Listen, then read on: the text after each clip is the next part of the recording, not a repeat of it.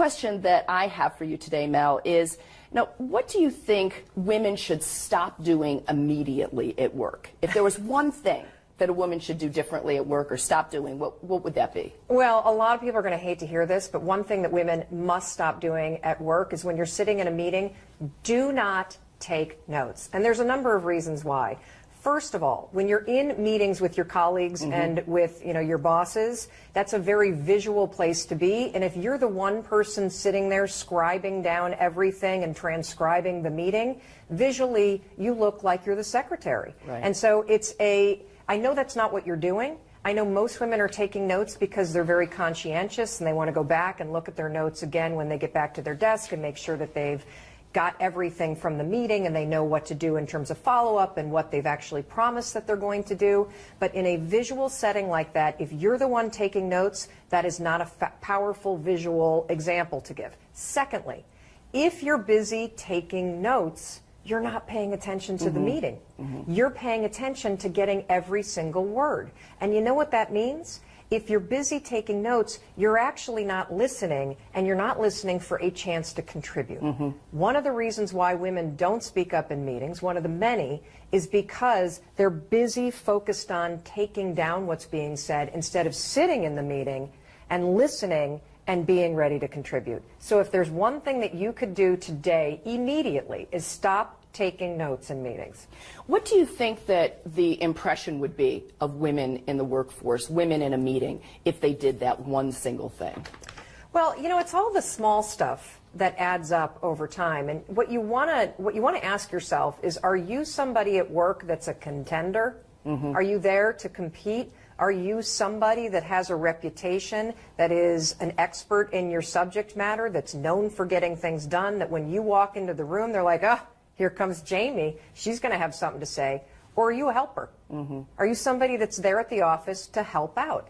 Now, helping's not bad, but the problem for a lot of we women is that we tend to do a lot of work that's invisible behind the scenes, whether it's taking the notes or whether it's organizing various functions at work, working on projects that have to do with culture, and mentoring people behind the scenes. Those are all very important.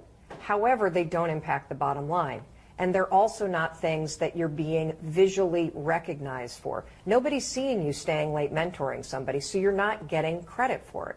So what you need to start thinking about is, what is the work that you're focused on? And is the work that you're focused on work that a helper does or work that a contender would do? That's incredibly helpful.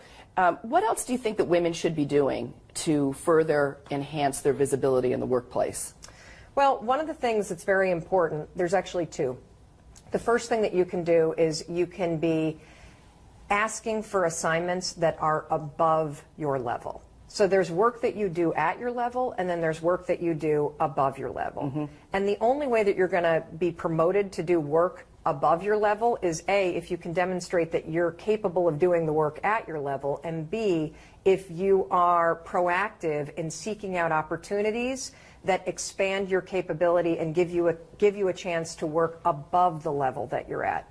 The second thing that you need to do, and this may sound a little weird, is you need a male sponsor. And one of the reasons why this is so important is because the fact is that the majority of senior level meetings are dominated by the male leadership. That's not necessarily a bad thing, it just is what it is. And so what you need to do is forge relationships with just one. All you need is one. You don't need 10 people to be your advocate. You just need one person that knows you, that knows your goals. They're not mentoring you. That's different. They're not giving you advice. This is somebody that knows you and is advocating for you and thinking about you and sponsoring you for opportunities in those meetings. And the way that you get somebody to do that is you constantly deliver, you're a subject matter expert, and you seek out assignments that are above your level. So when you're seeking assignments that are above your level, you're actually being a risk taker. Yes. Yeah. There's an interesting set of research. Sheryl Sandberg, of Facebook, and actually Adam Grant, who is one of the most renowned professors at Wharton, really young guy, highest rated. They've been writing this big series in the New York Times about women in work. And some of the studies that they've been citing are fascinating. And one of them that I found particularly interesting is the fact that Men will apply for a job when they feel that they are 60% qualified. Now, that's a risk. Right. Because there's a gap there, and anytime you want to get a new assignment or you want to kind of expand what you're doing, there will be a gap. Women consistently wait to either volunteer for assignments or apply for more senior jobs until they personally feel that they are 100% ready. And so it's really important, even though you're not going to feel comfortable, pushing yourself to take a risk. Because if you apply and you don't get it, guess what?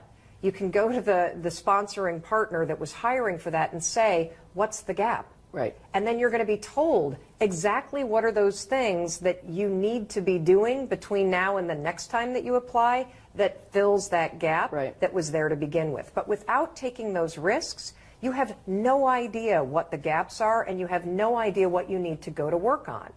There has been some studies about what it takes to get ahead.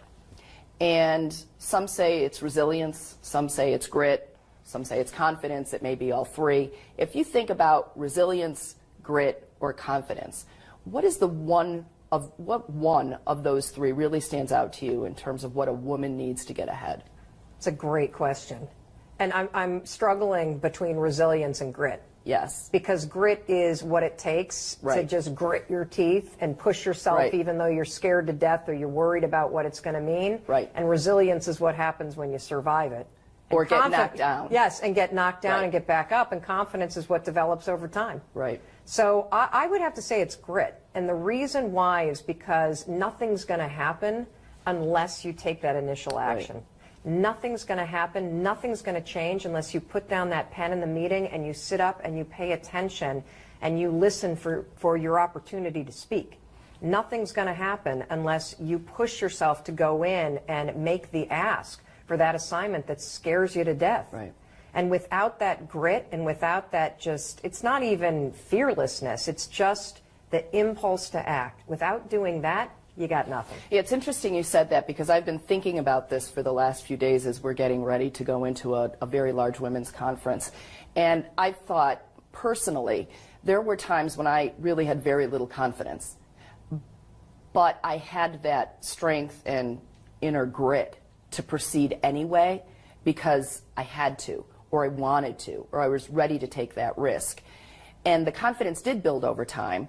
But there were many times when the only thing that got me through a particular area or a particular job or an assignment was that inner grit that it really takes to get ahead. Jamie, I'm so glad that you said that because one of the things that I love about working with women is we are natural problem solvers. Yes.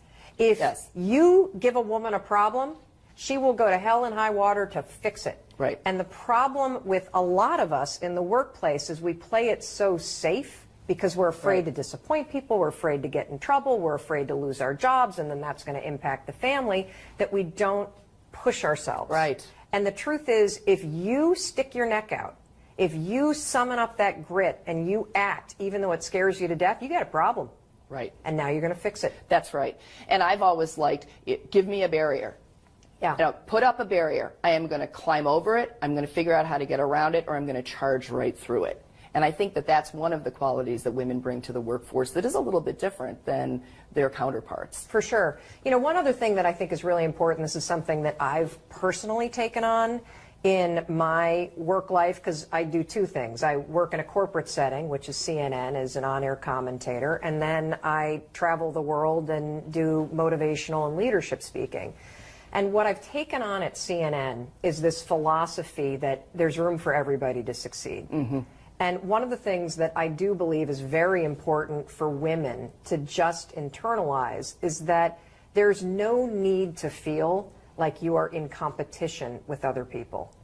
Particularly other women, I think. Particularly other women. Right. And the truth is, there, especially in a company as large as Lincoln Financial, but in any company, there is an avenue for everybody to be successful. The world is a very big place. And when you approach your work without that intensity that comes from competition and insecurity, like I'm going to beat out you, versus I'm just going to focus on me, I'm going to do the best job I possibly can, I'm going to show up, I'm going to do the work, I'm going to be an expert, I'm going to work above my level, I'm going to empower my team, and that's what I'm focused on, you will be shocked at how it transforms your working relationships and how it also builds your own confidence to be focused on yourself while cheering on your colleagues. And also helping other women, I think, in the workplace. And I think that we are in a unique position to do that. While we do need a male sponsor, I completely agree with that. I do think that women are in a unique position to help other women figure it out, particularly younger women coming into the workforce. Well, one thing that you can do for younger women is when you're introducing colleagues to one another, when you introduce somebody, include one of their accomplishments. So as you're, this is Jamie, and, she headed up the blah, blah, blah project, which was a really big deal, da, da, da, da, da, da. So I'm actually building you up in front of other people. What a great suggestion. Yes, rather than just, oh, this is Jamie. Yeah, she's, the senior vice president, blah, blah, blah, blah. No, this is something she has done that really commands respect. And by doing that, I've just built you up, and I've created a way in which this other person is going to listen to you differently. Right. That's a tremendous point, and I think that I'm going to incorporate it immediately. Do you have any other advice for women to take charge of their futures? Plan.